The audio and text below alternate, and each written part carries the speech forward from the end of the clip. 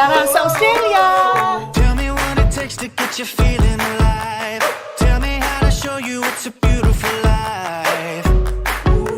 Ayan mga ka-student visa na nasa Australia, sa mga nasa Pilipinas po at saan mang sulok ng mundo. Magandang araw sa ating lahat. Time check,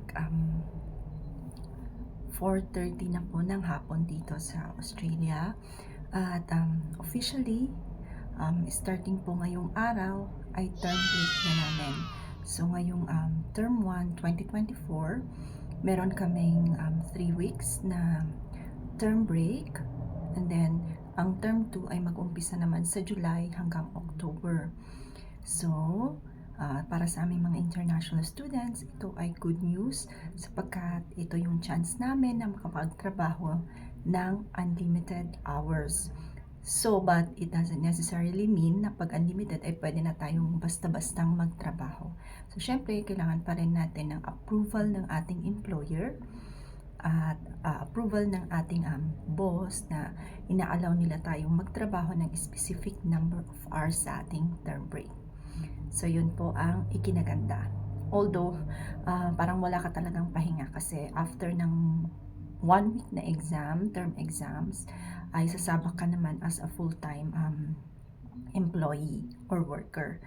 So, yun po ang mga nangyari over the past weeks na hindi rin ako nakapag-vlog kasi ang term exam namin ay isang linggo yun at halos araw-araw ay meron po kaming exam. Ang release na ng grade namin ay tinatawag nilang certification of grades, yung release ng grades.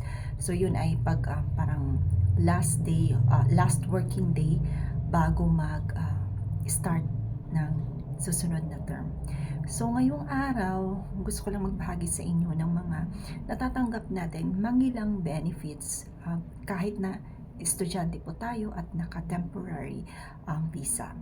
So, dito, as long as wala pong batas na pumipigil sa atin, walang batas na ito ay illegal, ay maaari po nating gawin ang mga bagay or makatanggap ng benefits. So, good news dito sa Queensland, Australia. Actually, katatapos lang namin ng family ko, nagpa-flu vaccine po kami. So, di po ba, napakaganda, free po yun. So, ito yung nakuha kong brochure. So, dito sa Queensland, as long as nandito ka nakatira, is pwede ka pong mag-avail ng flu vaccine. So, regardless po ito kung temporary visa holder ka, pwede po. So, hindi ko lang po alam sa ibang state. Di po ba, napakaganda pong benefits kagaya natin, bagamat estudyante lamang tayo, ay nabibigyan tayo ng kanyang benepisyo.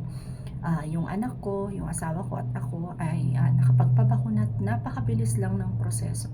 Wala rin silang hininging ID or any documents. Kung nag-fill out na lang kami ng form, dineclare namin doon yung pangalan, address, mobile,